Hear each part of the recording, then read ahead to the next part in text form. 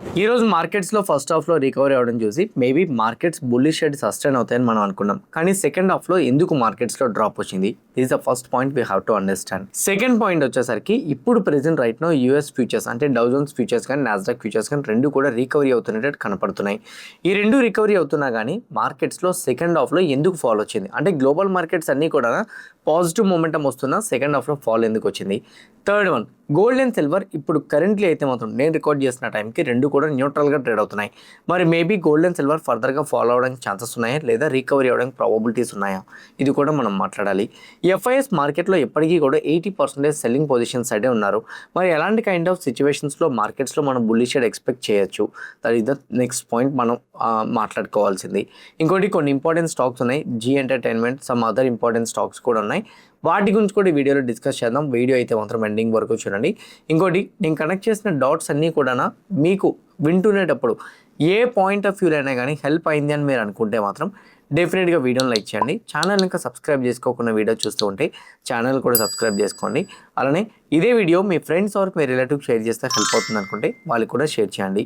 నా without any delay let's get into our daily market report. ఈరోజు ఓవరాల్గా markets ఎలా క్లోజ్ అయ్యాయి అన్న దాని గురించి చూసుకుంటే నిఫ్టీ 0.23% నెగిటివ్గా క్లోజ్ అయితే సెన్సెక్స్ 0.2% నెగిటివ్గా క్లోజ్ అవడం మనం చూసాం. హౌఎవర్ బ్యాంక్ నిఫ్టీ 0.14% పాజిటివ్గా క్లోజ్ అయితే ఫిన్ నిఫ్టీ 0.2% నెగిటివ్గా క్లోజ్ అవడం మనం చూసాం. మిడ్ అండ్ స్మాల్ క్యాప్స్ పరంగా చూసుకుంటే mid cap 0.89%, small cap 0.67% negative side అయితే మాత్రం డ్రాప్ అయింది. ఓవరాల్గా చూసుకుంటే మెయిన్ ఇండైసెస్ అన్నీ కూడా మిక్స్డ్లో క్లోజ్ అయినాయి. మిడ్ అండ్ స్మాల్ క్యాప్స్ పరంగా చూసుకుంటే మిడ్ అండ్ స్మాల్ క్యాప్స్ రెండు కూడా నెగిటివ్గా క్లోజ్ అవ్వడం అయితే చూసాం. అది కూడా 0.89, 0.67. ఇండియా విక్స్ పరంగా చూసుకుంటే 0.13. టెక్నికల్గా ప్రతిసారి మనం మార్కెట్ అనాలిసిస్ చేస్తాం కాబట్టి ఫస్ట్ టెక్నికల్ అనాలిసిస్ చూద్దాం. ఈరోజు నిఫ్టీలో మూమెంటం ఎంత వచ్చింది? 0.2% నెగిటివ్. గుర్తుపెట్టుకోండి 0.5 ఆర్ 0.5% కన్నా తక్కువ రియాక్ట్ అయితే అది మనం న్యూట్రల్గా కన్సిడర్ చేయొచ్చు. కరెంట్లీ నిఫ్టీ అయితే మాత్రం 0.2% నెగిటివ్గా క్లోజ్ అవ్వడం అయితే చూడగలిగాం. మెయిన్ వెయిటేజ్ స్టాక్స్ పరంగా చూసుకుంటే like HDFC bank, ICICI bank, some other stocks పరంగా చూసుకుంటే majority of the weightage stocks అన్ని నెగిటివ్గానే క్లోజ్ అయినాయి. బికాజ్ ఇక్కడ మీరు క్లియర్గా చూస్తే హెచ్డిఎఫ్సి బ్యాంక్ 0.3% నెగిటివ్గా క్లోజ్ అయింది. ICICI bank, Kotak bank, Axis bank మూడు కూడా పాజిటివ్గానే క్లోజ్ అయినాయి. SBI negative, Indus Indian bank neutral, Bajaj twins రెండు కూడా మోర్ దెన్ 1% నెగిటివ్గా క్లోజ్ అయినాయి. Shriram finance 1% negative. IT stocks అన్నీ కూడా majority of the IT stocks అన్నీ కూడా నెగిటివ్గానే క్లోజ్ అయినాయి. LNT, ITC, Hindustan Unilever, Adani ports కూడా నెగిటివ్గా క్లోజ్ అవ్వడం మనం చూడగలిగాం. మెయిన్ వెయిటేజ్ స్టాక్స్ అన్నీ కూడా నెగిటివ్గానే క్లోజ్ అయినాయి. బ్యాంకింగ్ స్టాక్స్ అయితే మాత్రం న్యూట్రల్గా క్లోజ్ అయినాయి. దీన్ని ఎలా కన్సిడర్ చేయొచ్చు? Maybe Nifty positive side sustain అవ్వడానికి ట్రై చేసినా కానీ వెయిటేజ్ స్టాక్స్ ఏమీ సపోర్ట్ చేయలేదు కాబట్టి నెగిటివ్ సైడ్ వచ్చిందని మనం అనుకోవచ్చు. At least mid and small caps అనే అటెంప్ట్ చేసినాయని అంటే మిడ్ క్యాప్ 0.89%, స్మాల్ క్యాప్ 0.67% నెగిటివ్గా క్లోజ్ అయినాయి. Even mid and small caps కూడా పెద్దగా పాజిటివ్ సైడ్ వెళ్ళడానికి అటెంప్ట్ చేయలేదని మనకు అర్థమవుతుంది. ఇండియా విక్స్ అయితే మాత్రం న్యూట్రల్గా క్లోజ్ అయింది. ఓవరాల్గా చూసుకుంటే మార్కెట్స్ మిక్స్డ్లో క్లోజ్ అయినని మనకు అర్థమవుతుంది. ప్రైస్ యాక్షన్ పరంగా 1 డే టైం ఫ్రేమ్ పెట్టుకొని నిఫ్టీ ఎలాంటి కైండ్ ఆఫ్ మూమెంటం ఇవ్వడానికి ఛాన్సెస్ ఉన్నాయన్న దాని గురించి మనం అనాలిసిస్ చేసుకుంటే నిఫ్టీలో మార్నింగ్ ప్రీ మార్కెట్కి ముందు ఒక లెవెల్ మనం డ్రా చేసుకున్నాం విచ్ ఇస్ 23,400, 23,065. నేను చెప్పానని కాదు, మార్నింగ్ ప్రీ మార్కెట్ వీడియో కావాలంటే చూడండి. నిఫ్టీ గ్యాప్ డౌన్ ఓపెన్ అయితే 23,065 నుంచి వన్ రౌండ్ ఆఫ్ అటెంప్ట్ అనేది 23,200 వరకు వేయడానికి ఛాన్సెస్ ఉన్నాయి. అక్కడి నుంచి మార్కెట్ మళ్ళీ కూడా డిక్లైన్ అవ్వడానికి ఛాన్సెస్ ఉన్నాయని కూడా మనం మాట్లాడుకున్నాం. ఎందుకు అనంటే ఎఫ్ఐఎస్ పొజిషన్స్ సెల్లింగ్ పొజిషన్స్ ఎక్కువగా ఉండడంతో గ్యాప్ డౌన్ ఓపెన్ అయినప్పుడు వాళ్ళ సెల్లింగ్ పొజిషన్స్ కొంచెం ప్రాఫిట్లోకి వస్తాయి. ఆటోమేటిక్గా వాళ్ళు ప్రాఫిట్ బుక్ చేసినప్పుడు మార్కెట్ కొంచెం షార్ట్ కవరింగ్ ఇస్తుంది. ఆ షార్ట్ కవరింగ్ మూమెంట్ని మార్కెట్స్ మళ్ళీ ఆపర్చునిటీగా తీసుకొని మార్కెట్లో నెగిటివ్ సైడ్ మళ్ళీ పొజిషన్స్ని బిల్డ్ చేసి మార్కెట్ని డిక్లైన్ చేస్తారు. అదే ప్రెజెంట్ రైట్ నో నిఫ్టీ 50లో మనం చూడగలిగాం. ఓవరాల్గా చూసుకుంటే నిఫ్టీ అయితే మాత్రం రీసెంట్ స్వింగ్లో బ్రేక్ అవ్వలేదు. అలా అని చెప్పి ఇంపార్టెంట్ రెసిస్టెన్స్ లెవెల్ కూడా బ్రేక్ అవ్వలేదు. దీన్ని బట్టి మార్కెట్లో వాలటిలిటీ కంటిన్యూ అవుతుంది. సేమ్ కైండ్ ఆఫ్ మూమెంటం అనేది రేంజ్ 23,065, 23,400 ఇన్ బిట్వీన్ రేంజ్లోనే మార్కెట్ ట్రేడ్ అవ్వడానికి అవకాశాలు ఎక్కువగా ఉంటాయని మనకి క్లారిటీగా కనపడుతుంది. ఇది మెయిన్ పాయింట్. అంటే ఓవరాల్ మూమెంటం అయితే మాత్రం range bound with volatility. Bullish side అయితే మాత్రం నా పాయింట్ ఆఫ్ వ్యూలో స్లోగా అట్లీస్ట్ మైనర్ బుల్లిష్ చూడాలన్నా 23,400 బ్రేక్ అయితేనే మనం చూస్తాం అనుకుంటున్నా. పొజిషనల్గా బుల్లిష్ షేడ్ కనిపించాలంటే 23,800. మేబీ మార్కెట్స్లో వాలటైల్ మూమెంటం ఇలానే కంటిన్యూ అవుతుంది అనుకుంటున్నా. వార్ పరంగా ఒక క్లారిటీగా ఒక కొలిక్ వచ్చిన తర్వాత మనకు ఆ మొమెంటం చూడొచ్చు. ఇంకోటి ఎందుకు మనకి అంటే గ్లోబల్ మార్కెట్ పాజిటివ్గా మొమెంటం ఇస్తున్నా మన మార్కెట్ రియాక్ట్ అవ్వలేదని అంటే నిన్న గ్లోబల్ మార్కెట్స్లో హెవీ కరెక్షన్ వచ్చింది. డౌ జోన్స్ అప్రాక్సిమేట్లీ 700 పాయింట్స్ పైబడి కరెక్షన్ అయింది. నాస్డాక్ కూడా more then 1.5% negative side correction వచ్చింది. వాటి కరెక్షన్తో కంపేర్ చేసుకుంటే మన కరెక్షన్ పెద్ద కాదు. అందువల్ల మార్కెట్స్ న్యూట్రల్గా రియాక్ట్ అయిపోయింది. వాళ్ళ కరెక్షన్ అయితే మాత్రం చాలా ఎక్కువ. అందువల్ల ఎస్టర్డే మెయిన్ ఇండెక్సెస్లో ఎక్కువ కరెక్షన్ కనిపించడంతో ఈరోజు కొంత షార్ట్ కవరింగ్ మొమెంటం కనిపించింది. అందుకే డౌ జోన్స్ కానీ నాస్డాక్ కానీ రెండు కూడా కొంచెం పాజిటివ్ సైడ్ రికవరీ అయినట్టు కనపడుతున్నాయి. Dow Jones 190 points, Nasdaq 150 points పాజిటివ్గా మొమెంటం ఇస్తుంది. ఇన్ఫ్యాక్ట్ ఇండియన్ రూపీ 95.7 దగ్గరే ఉంది. అంటే ఇండియన్ రూపీ ఇప్పటికీ కూడా వీక్గానే ఉంది. క్రూడ్ ఆయిల్ పరంగా చూసుకుంటే 93.66, Brent oil crude oil WTI 90.66 దగ్గర ట్రేడ్ అవుతుంది. ఓవరాల్గా చూసుకుంటే బ్రెంట్ ఆయిల్ కానీ క్రూడ్ ఆయిల్ కూడా రెండు కూడా న్యూట్రల్గానే ఉన్నాయి. గోల్డ్ అండ్ సిల్వర్ పరంగా చూసుకుంటే గోల్డ్ 1.2% నెగిటివ్ సైడ్ కరెక్షన్ వచ్చింది. సిల్వర్ 2.5% నెగిటివ్ సైడ్ కరెక్షన్ అయితే మాత్రం చూడగలిగాం. గోల్డ్ అండ్ సిల్వర్ స్టిల్ నెగిటివ్గా కరెక్షన్ అవుతున్నారంటే మార్కెట్లో ఎప్పటికీ కూడా ఎకానమిక్ పరంగా అంటే గ్లోబల్ ఎకానమిక్స్ పరంగా అయితే మాత్రం ఇప్పటికీ కూడా కొన్ని కన్సర్న్స్ రైజ్ అవుతున్నాయని దాని అర్థం.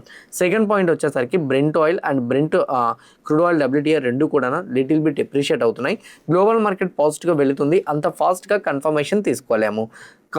కరెంట్లీ అయితే మాత్రం గ్లోబల్ మార్కెట్స్ కూడా మిక్స్డ్లో ఉన్నాయి. వార్ పరంగా ఏమైనా పాజిటివ్ డెవలప్మెంట్స్ జరిగినాయా? నా పాయింట్ ఆఫ్ వ్యూలో అయితే మాత్రం వార్ పరంగా ఎటువంటి పాజిటివ్ డెవలప్మెంట్ జరగలేదు. ఎస్టర్డే వచ్చిన US ఇన్ఫ్లేషన్ అనేది నెగిటివ్గానే ఉంది. ఈరోజు జాబ్లెస్ క్లెయిమ్ డేటా వస్తుంది. మేబీ చూడాలి ఎలాంటి కైండ్ ఆఫ్ అప్డేట్ వస్తుంది అని చెప్పేసి. On the other side war పరంగా చూసుకుంటే ట్రంప్ అయితే మాత్రం నిన్న నైట్ నుంచి అంటే నిన్న మన మార్కెట్ క్లోజ్ అయిన తర్వాత నుంచి ఇప్పటి వరకు కూడా ఇరాన్ మీద థ్రెటన్ స్టేట్మెంట్సే ఉన్నాయి తప్ప ఇరాన్ మీద చేసిన అటాక్స్ని స్టాప్ చేస్తానని ఎటువంటి స్టేట్మెంట్స్ ఇవ్వలేదు. On the other side Iran కూడా కంటిన్యూస్ అటాక్స్ని చేస్తున్నట్టు అప్డేట్ కూడా ఉంది. ఈరోజు రాత్రికి అంటే US వాళ్ళకి మార్నింగ్ ఉంటుంది. ఈరోజు night second round of attacks చేస్తానని ట్రంప్ స్టేట్మెంట్ చేసినట్టు అప్డేట్ కూడా ఉంది. ఏ అటాక్స్ చేసినా కానీ ఇటువంటి బాంబింగ్ చేసినా కానీ ఇరాన్ సైడ్ నుంచి రిటైలేటరీ అంటే సింపుల్ చెప్పాలంటే మీరు మా మీద ఎలా అటాక్ చేస్తారో మేము కూడా మీ మీద అలాంటి కైండ్ ఆఫ్ అటాక్ చేస్తామని ఇరాన్ కూడా వార్నింగ్ ఇస్తుంది. ఇలాంటి వార్నింగ్స్ ఇద్దరి మధ్య కూడా కంటిన్యూ అవ్వడంతో మార్కెట్స్లో ఎటువంటి మూమెంటం రాలేదు. ఈరోజు రాత్రికి ఎటువంటి అటాక్స్ కానీ ఇరాన్ వాళ్ళు US రిలేటెడ్గా ఎయిర్ బేసెస్ కాకుండా గల్ఫ్ కంట్రీస్లో ఉన్న ఎటువంటి ఇన్ఫ్రాస్ట్రక్చర్స్ మీద కానీ అటాక్ చేస్తే మాత్రం మార్కెట్స్ డ్రాస్టిక్గా నెగిటివ్గా కరెక్షన్ అవ్వడానికి ఛాన్సెస్ అయితే మాత్రం ఉంటాయి. సో ఇరాన్ కానీ గల్ఫ్ కంట్రీస్లో ఉన్న ఇన్ఫ్రా మీద అటాక్ చేస్తే మాత్రం సివియర్ ఫాల్ మనం చూడడానికి ప్రాబబిలిటీస్ ఉంటాయి. సో నా పాయింట్ ఆఫ్ వ్యూలో అయితే మాత్రం మార్కెట్స్ని కొంచెం డీప్గా అబ్జర్వ్ చేయండి. Any attack on Gulf infrastructures లేదా US వాళ్ళు ఇరాన్ ఇన్ఫ్రాస్ట్రక్చర్స్ మీద అటాక్ చేస్తే మాత్రం రేపు మన మార్కెట్స్లో హెవీ క్రాష్ అవుతుంది. అన్ఎక్స్పెక్టెడ్గా మార్కెట్స్ని మార్కెట్స్కి ఎప్పుడు కూడా ఎక్స్పెక్టెడ్ రియాక్షన్ అనేది ఉండదు. అన్ఎక్స్పెక్టెడ్ రియాక్షన్కే మార్కెట్ ఎప్పుడు రియాక్ట్ అవుతూ ఉంటుంది. So maybe unexpected reaction market ఏమనుకుంటుంది అంటే నార్మల్ అటాక్స్ సివిలియన్స్ పక్కన పెడితే మిలిటెంట్స్ గ్రూప్స్ మీద అటాక్ చేయడం కామన్. సేమ్ టైం వచ్చేసరికి వాళ్ళ వార్ ప్లేసెస్ ఏవైతే ఉన్నాయి అంటే ఎయిర్ ఫోర్స్ ప్లేసెస్ ఏవైతే ఉంటాయో లేకపోతే మిలిటరీ ప్లేసెస్ ఏవైతే ఉంటాయో వాటి మీద అటాక్స్ చేసుకోవడం కామన్. వీళ్ళ మీద చేసుకోవచ్చు. దాన్ని నార్మల్ యుద్ధమైన కన్సిడర్ చేస్తారు. కానీ ఏ కంట్రీకైనా ఎకానమిక్ పరంగా ఎఫెక్ట్ అవుతుంది అని అంటే అది గ్లోబల్ మార్కెట్స్ పరంగా బిగ్ కన్సర్న్స్ రైజ్ చేస్తాయి. ఎనీథింగ్ ఈరోజు నైట్ కానీ US వాళ్ళు సెకండ్ రౌండ్ ఆఫ్ అటాక్ చేస్తామని ట్రంప్ స్టేట్మెంట్ ఇచ్చారు. కాబట్టి ఈ సెకండ్ రౌండ్ ఆఫ్ అటాక్లోని ఎక్కడైనా కానీ ట్రంప్ కానీ ఇరాన్ యొక్క ఇన్ఫ్రాస్ మీద అటాక్ చేసినా ఇరాన్ కానీ గల్ఫ్ కంట్రీస్లో ఇన్ఫ్రాస్ మీద అటాక్ చేసిన అంటే గ్యాస్ ఫెసిలిటీస్ మీద కానీ ఆయిల్ ఇన్ఫ్రాస్ మీద కానీ లేకపోతే పవర్ హబ్స్ మీద కానీ ఎటువంటి అటాక్ చేసినా కానీ అది బిగ్ ఇంపాక్ట్ పడుతుంది. కరెంట్లీ ఇప్పటివరకు అట్లాంటిది అయితే రాకపోవడంతో మార్కెట్స్ అన్నీ కూడా న్యూట్రల్గా ఉన్నాయి. ఎందుకంటే యుద్ధం అనేది ఇప్పటి నుంచి ఫ్రెష్గా రాలేదు కదా. గత 60 రోజుల నుంచి యుద్ధం అనేది ఉంది. ఈ యుద్ధం 60 డేస్ నుంచి ఉంది కాబట్టి మార్కెట్ పెద్దగా ప్యానిక్ అవ్వట్లేదు. సో ఎక్కడైనా కానీ ఈ యుద్ధం కానీ సివియర్గా కానీ నెగిటివ్గా కానీ తీసుకెళ్ళగలిగితే మేబీ అది మార్కెట్స్ పైన హెవీగా ఇంపాక్ట్ పడడానికి అవకాశాలు అయితే మాత్రం ఉంటాయి. So this is is an another point. నా ఓవరాల్ వ్యూ అయితే మాత్రం నైట్ ఇన్ఫ్రాస్ మీద అటాక్ జరగకపోతే రేపు మార్కెట్ న్యూట్రల్గా రియాక్ట్ అవుతుంది. నైట్ ఇన్ఫ్రాస్ మీద అటాక్ జరిగింది అనుకోండి, మార్కెట్ సివియర్గా రియాక్ట్ అవ్వడానికి ప్రాబబిలిటీస్ ఎక్కువగా ఉంటాయి. So this is an another update. నా ఇలాంటి టైంలోని సిటీ వాళ్ళు అయితే మాత్రం మన నిఫ్టీ 50 మీద టార్గెట్ ప్రైజెస్ని రెడ్యూస్ చేయడం జరిగింది. ఇంతకుముందు సిటీ వాళ్ళు ఇచ్చిన టార్గెట్ ప్రైస్ 28,500 నుంచి 27,000కి టార్గెట్ ప్రైస్ని రెడ్యూస్ చేశారు. దాని తర్వాత సిటీ వాళ్ళు సెకండ్ టైం టార్గెట్ ప్రైస్ని రెడ్యూస్ చేశారు. 27,000 నుంచి 26,000కి తగ్గించారు. ఇంకోటి రేటింగ్ని అంటే నిఫ్టీ పైన ఉన్న రేటింగ్ని డౌన్గ్రేడ్ చేయడానికి కారణం ఏంటి అని అంటే ఏ యొక్క అన్సర్టెనిటీస్ ఉన్నాయని, ఎల్నినో ఎఫెక్ట్ మార్కెట్ పైన ఇంకా ఉందని, ఎఫ్ఐఎస్ ఇన్స్టిట్యూషన్ అంటే ఎఫ్ఐఎస్ ఇన్వెస్టర్స్ అయితే మాత్రం మార్కెట్లో ప్రెజెంట్ రైట్ నౌ షార్ట్ చేస్తున్నారని, దానివల్ల మార్కెట్లో ఫాల్ కనిపించే ప్రాబబిలిటీస్ ఉంటుందని చెప్తున్నారు. This is an another update. ఇంకో అప్డేట్ వాళ్ళు చెప్తున్న దాని ప్రకారం అయితే మాత్రం ప్రెజెంట్ రైట్ నౌ మార్కెట్లో ఒకవేళ ఇన్వెస్ట్మెంట్ చేయాలనుకుంటే మాత్రం financial sector, telecom sector, health care, utilities, defence sector maybe పాజిటివ్గా వెళ్ళడానికి ఛాన్సెస్ ఉంటాయి. ఐటీ సర్వీసెస్, కన్జ్యూమర్ స్టాపుల్స్, మెటల్స్ లాంటి సెక్టర్స్ అయితే మాత్రం అండర్ పెర్ఫార్మెన్స్ చేయడానికి ప్రాబబిలిటీస్ ఉంటాయని కూడా చెప్తున్నారు. పాజిటివ్గా వెళ్ళే సెక్టర్స్ గురించి కూడా వీళ్ళే స్టేట్మెంట్స్ ఇచ్చారు. నెగిటివ్గా వచ్చే సెక్టర్స్ గురించి కూడా వీళ్ళే స్టేట్మెంట్స్ ఇచ్చారు. వీటి బట్టి మీరు ఎలాంటి సెక్టర్లో హోల్డింగ్స్ ఎక్కువగా ఉన్నాయనేది కొంచెం డిసైడ్ కాండి. Okay, now bit coin, gold and silver వాటి గురించి మనం మాట్లాడుకుంటే బిట్ కాయిన్ కరెంట్లీ 62,800 దగ్గర ట్రేడ్ అవుతుంది. 2% బౌన్స్ అయింది. కానీ రేంజ్ ఆఫ్ వాలటిలిటీ మనం ఏదైతే మాట్లాడుకున్నామో అక్కడే ఉంది. సపోర్ట్ లెవెల్ దగ్గర నుంచి బౌన్స్ అవ్వడం మనం కొంచెం పాజిటివ్గా తీసుకోవచ్చు. కానీ anything bit coin 65,000 level break అయితేనే పాజిటివ్గా మొమెంటం కనిపించవచ్చు. 65,500 కానీ బ్రేక్ అవ్వకపోతే మాత్రం పాజిటివ్ సైడ్ మొమెంటం కనిపించే ఛాన్సెస్ తక్కువ. మేబీ రీటెస్ట్ కోసం 65,500ని లిటిల్ బిట్ అటెంప్ట్ చేసే ఛాన్సెస్ ఉన్నాయి. 65,500 కానీ బ్రేక్ చేస్తే హయ్యర్ సైడ్ మొమెంటం కనిపించవచ్చు. లేకపోతే మాత్రం షార్ప్ డిక్లైన్ వస్తూ 60,000 వరకు ఫాల్ చూస్తాం. అది కూడా బ్రేక్ అయితే మాత్రం ఫర్దర్గా డ్రాప్ అవ్వడానికి ప్రాబబిలిటీస్ అయితే మాత్రం ఉంటాయి. నా ఒపీనియన్ అయితే మాత్రం 60,000 ఇంకా బ్రేక్ అవ్వలేదు కాబట్టి బుల్లిష్ సైడ్ అటెంప్ట్ చేస్తుంది కాబట్టి ఎక్స్పెక్ట్ ఇట్ అప్ టు 65,000. ఎవరైనా ఇప్పుడు ఫ్రెష్గా ట్రేడ్స్ తీసుకోవాలన్నా కానీ 65,500 అంటే ఇక్కడ నుంచి 2,500 పాయింట్స్ పాజిటివ్ సైడ్ అటెంప్ట్ అవ్వడానికి ఛాన్సెస్ ఉంటాయి అనేది నా ఒపీనియన్.